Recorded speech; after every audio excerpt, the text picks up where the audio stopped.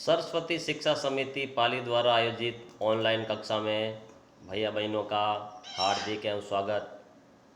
भैया बहनों, आज हिंदू धारणा के अनुसार दो महापुरुषों की जयंती हैं। एक तो बाबा रामदेव और दूसरा है वीर तेजस्वी। तो दोनों महापुरुषों की जयंतियों के उपलक्ष्य में आपको हार्दिक स्वागत एवं बधाई। आज अपन आगे चलते हैं। अध्याय 4 परमाणु की संरचना। आज जो अपना टॉपिक है वो ये है कि बोर का परमाणविक मॉडल या बोर का परमाणुीय मॉडल। रदरफोर्ड के अंदर जो कमियां थी उसको दूर करने के लिए नील्स बोर ने परमाणु की संरचना के बारे में कुछ अवधारणाएं दी थी। पहली अवधारणा तो यह थी कि इलेक्ट्रॉन केवल कुछ निश्चित कक्षाओं में ही चक्कर लगा सकते हैं, जिन्हें इलेक्ट्रॉन की विविक्त कक्षाएं कहते हैं। इसी प्रकार दूसरा है कि जब इलेक्ट्रॉन इस विविक्त कक्षा में चक्कर लगाते हैं तो इनकी ऊर्जा विकिरण नहीं होती है, यानी कि ऊर्जा का ह्रास नहीं होता है। बोर के परमाणु मॉडल की जो मुख्य विशेषता है वो आपके सामने है। पहली जो मुख्य विशेषता ये है कि जैसे चित्र का पहले चित्र समझ लीजिए। चित्र के अंदर देखिए, ये एक परमाणु का मॉडल स्तर दे रखा है। इसके अंदर नाभिक है और आपको पता ही है कि नाभिक के अंदर प्रोटॉन और न्यूट्रॉन होते हैं। प्रोटॉन पे धन आवेश होता है और न्यूट्रॉन के ऊपर कोई आवेश नहीं होता है। इलेक्ट्रॉन के अंदर ऋण आवेश होता है जो कि नाभिक के चारों ओर विभिन्न कक्षाओं में चक्कर लगाते हैं। और नाभिक के चक्कर आगे कक्षा होती है जिसको अपन के कक्ष कहते हैं, दूसरे को एल कहते हैं, तीसरे को एम कहते हैं और चौथे को एन कहते हैं। तो इस प्रकार से ये विभिन्न कक्ष हैं। अब इनमें जो इलेक्ट्रॉन भरते हैं, के के अंदर n बराबर 1 होगा, एल के अंदर n बराबर 2 होगा, एम के अंदर n बराबर 3 और n कक्ष है उसके अंदर n बराबर 4 होगा। अब इसकी मुख्य विशेषता क्या है कि जो पहली विशेषता ये है कि इलेक्ट्रॉन केवल निश्चित कक्षाओं में ही चक्कर लगा सकते हैं, जिन्हें इलेक्ट्रॉन की विविक्त कक्षा कहते हैं। दूसरा, जब इलेक्ट्रॉन इस विविध कक्षा में चक्कर लगाते हैं तो उनकी ऊर्जा विकिरण नहीं होती है। इन कक्षाओं को ऊर्जा स्तर कहते हैं। समझ आ गई ऊर्जा स्तर की परिभाषा की? ऊर्जा स्तर किसे कहते हैं? तीसरा है, प्रत्येक इलेक्ट्रॉन कक्ष एक निश्चित ऊर्जा से युक्त होता है। प्रत्येक जो कक्ष है इनकी जो ऊर्जा होती है वो निश्चित होती है। इलेक्ट्रॉन कक्ष या ऊर्जा स्तरों में 1, 2, 3 या फिर अपन इसको ऐसे कह सकते हैं KLMN, है ना, आदि से अपन इसको अंकित कर सकते हैं। चौथा मुख्य बिंदु है कि प्रत्येक कक्ष में इलेक्ट्रॉनों की संख्या निश्चित होती है। पहले कक्ष में अधिकतम 2 इलेक्ट्रॉन होते हैं, दूसरे में अधिकतम 8 इलेक्ट्रॉन और तीसरे में अधिकतम 8 इलेक्ट्रॉन व्यवस्थित किए जा सकते हैं। तो इस प्रकार से अपन इसके अंदर इलेक्ट्रॉनों का वितरण कर सकते हैं। आप सभी जानते हैं कि भाई न्यूट्रॉन की खोज किसने की थी? तो इसके अंदर आता है न्यूट्रॉन की खोज। तो आप सभी जानते हैं कि न्यूट्रॉन की खोज जेम्स चैडविक ने की थी और सामान्यतः न्यूट्रॉन को अपन n द्वारा दर्शाते हैं, n के द्वारा दर्शाते हैं। तो ये था न्यूट्रॉन के बारे में। जेम्स चैडविक ने एक और अवपरमाणु का कण की खोज निकाली। धन आवेशित और द्रव्यमान में प्रोटॉन के बराबर होता है, अतः इसका नाम न्यूट्रॉन पड़ा।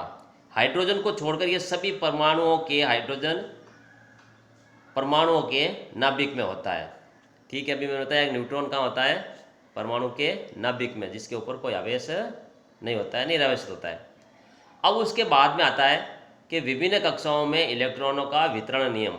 यानी कि अभी अपन ने कक्षा बताई थी KLMN। अब इसमें इलेक्ट्रॉनों का वितरण कैसे होगा, तो वितरण होने के जो नियम है वो पहला नियम ये है कि किसी कक्षा में इलेक्ट्रॉनों की अधिकतम संख्या याद रखना है 2n²। देखो इसके अंदर है ना स्क्वायर नहीं छपा है, आप ध्यान देना है। देखो कुछ त्रुटि रह जाती है, वही मानवीय भूल है। तो 2n² है, यहाँ पर 2n ही नहीं है, 2n² के अनुसार होती हैं, जहाँ n कक्षा की संख्या या ऊर्जा स्तर है। अतः इलेक्ट्रॉनों की अधिकतम संख्या कक्षावार कैसे होगी, वो नीचे इस प्रकार से है। प्रथम कक्षा जिसको अपन के कोष कहते हैं, इसके अंदर इलेक्ट्रॉन बढ़ने का जो सूत्र है वो है 2n, ये आगे 2 लिखा है ना, तो ये ध्यान रखना है 2n² है, घात के रूप में है। इसमें क्या है कि थोड़ा घात में समस्या आ रही है शुरू से ही, अभी पूरी जानकारी प्राप्त नहीं हुई, तो जब जानकारी होगी तो आपको दे देंगे। तो ये 2n² है सूत्र इसका, तो 2 का 2 लिखेंगे और n बराबर, अभी मैंने बताया था k के लिए कितना होता है मान 2 होता है, तो n की जगह 2 लिखेंगे और इसका स्क्वायर करेंगे, तो k के लिए जो मान है वो हो जाएगा, कितना हो जाएगा, k के लिए जो मान होगा वो होगा 2। कितना होगा, 2 हो जाएगा। l के लिए 2n², 2 इंटू इसका मान होता है 2 मान है ना, अभी बताया था मैंने 8।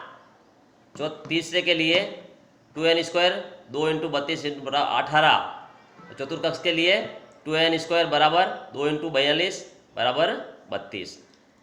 ये घात के रूप में है। अभी कक्षा के रूप में बताया था मैंने आपको, क्या बताया था कि भाई k के लिए n का मान वो 1 होता है, l के 2 होता है, m में 3 होता है और n में 4 होता है, तो ये अलग अलग आएंगे।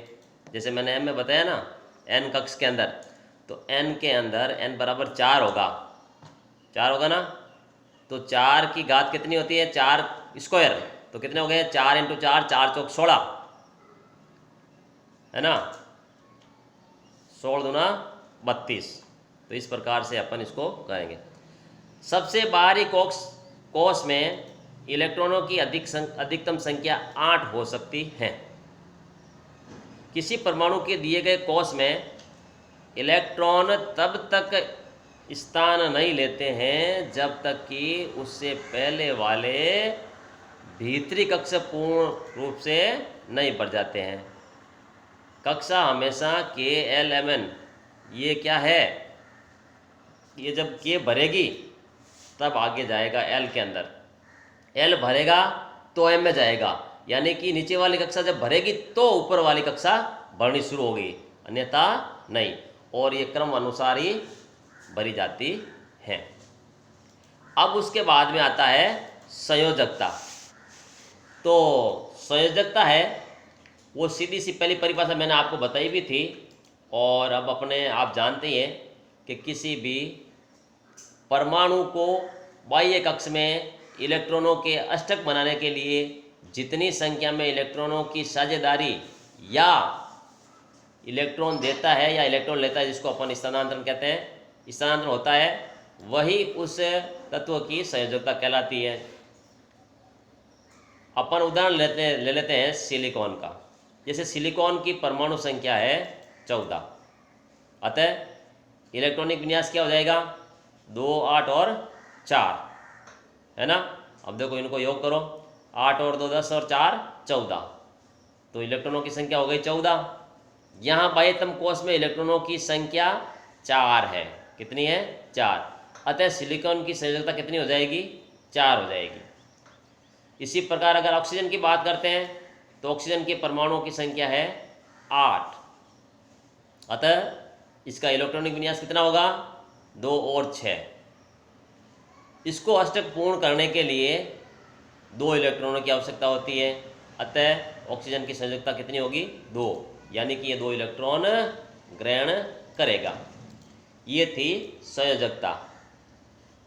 संयोजकता के बाद में आता है परमाणु संख्या। क्या आता है परमाणु संख्या। तो परमाणु संख्या के लिए अपन क्या करेंगे कि परमाणु के नाभिक में प्रोटॉन विद्यमान होते हैं। एक परमाणु में उपस्थित प्रोटॉनों की संख्या उसकी परमाणु संख्या कहलाती है। इसे जेड के द्वारा प्रदर्शित करते हैं। वास्तव में तत्वों को उनके परमाणु में विद्यमान में प्रोटॉनों की संख्या से परिभाषित किया जा सकता है। अगर अपन उदाहरण ले लेते हैं कि भाई हाइड्रोजन के लिए जेड बराबर क्या होता है, 1 होता है, क्योंकि हाइड्रोजन में परमाणु के नाभिक में केवल एक ही प्रोटॉन होता है। आप जानते हो सारणी के अंदर हाइड्रोजन कहाँ आता है, पहले स्थान पे आता है, तो 1H1 होता है। इसी प्रकार कार्बन की बात करेंगे तो कार्बन के अंदर हाइड्रोजन की जो संख्या होगी परमाणु की, यानी कि जेड बराबर 6 है। तो इस प्रकार परमाणु के नाभिक में उपस्थित प्रोटॉनों की कुल संख्या को परमाणु संख्या कहते हैं। अतः परमाणु संख्या को किससे इंगित करेंगे, जेड से। तो जेड बराबर क्या हो जाएगा, पर नाभिक में प्रोटॉनों की संख्या। कहने का मतलब है जेड और पी दोनों ही बराबर होते हैं। तो ये कहलाती है परमाणु संख्या। क्या कहलाती है भाई, परमाणु संख्या। हाइड्रोजन के अंदर परमाणु की संख्या एक ही होती है। अगर कार्बन के लिए जेड की बात करते हैं तो 6 होती है। तो ये परमाणु संख्या कहलाती है। उसके बाद में आता है द्रव्यमान संख्या। तो द्रव्यमान संख्या के लिए अपन क्या करेंगे कि एक परमाणु के नाभिक में उपस्थित प्रोटॉन और न्यूट्रॉनों की कुल संख्या के योग को द्रव्यमान संख्या कहते हैं। यानी कि प्रोटॉन के अंदर क्या, प्रोटॉनों के नाभिक में उपस्थित प्रोटॉन और न्यूट्रॉन यानी कि P+N, ये दोनों का योग हो जाएगा P+N। इन दोनों के योग को अपन कहेंगे द्रव्यमान संख्या। जैसे कार्बन का द्रव्यमान है 24, कार्बन का द्रव्यमान है, यहाँ 12 कर देना भाई, 24 नहीं है, गलती से छप गया 124, यहाँ 12 ही है। कितना है, 12। कार्बन का द्रव्यमान 12 होता है क्योंकि इसमें 6 प्रोटॉन और 6 न्यूट्रॉन होते हैं। अतः 6 न्यूट्रॉन 6 + 6 बराबर 12।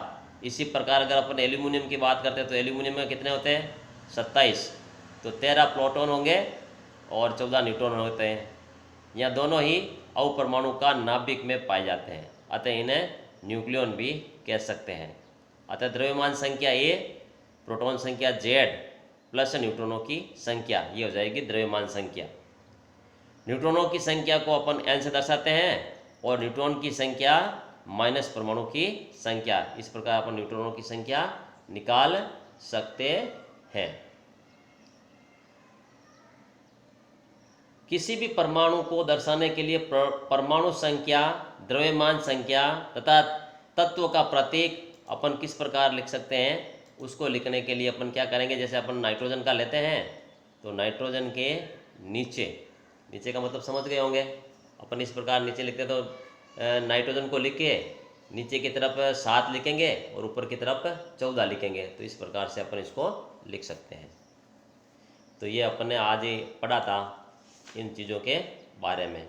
सबसे पहले तो आज अपन ने क्या पढ़ा था, आज पढ़ा था बोर परमाणु का परमाणु मॉडल, जिसमें कक्षा के बारे में बताया था, K11 के बारे में। फिर बाद में आया न्यूट्रॉन की खोज किसने की थी, न्यूट्रॉन की खोज के बारे में पढ़ा। फिर इलेक्ट्रॉनों का वितरण कैसे होता है कक्षा के बारे में, उसके बारे में पढ़ा। फिर अपन ने संयोजकता के बारे में पढ़ा और उसके बाद में अपन ने पढ़ा है परमाणु संख्या और द्रव्यमान संख्या। तो ये आज अपना टॉपिक यहीं समाप्त होता है। और गृह कार्य के रूप में आपको मैं 2 प्रश्न दे रहा हूँ, सीधे सीधे 2 प्रश्न है। पहला प्रश्न ये है कि बोर के परमाणु मॉडल की व्याख्या कीजिए। दूसरा, सिलिकॉन और ऑक्सीजन का उदाहरण लेते हुए संयोजकता की परिभाषा दीजिए। तो ये 2 प्रश्न करने हैं गृह कार्य के रूप में। धन्यवाद।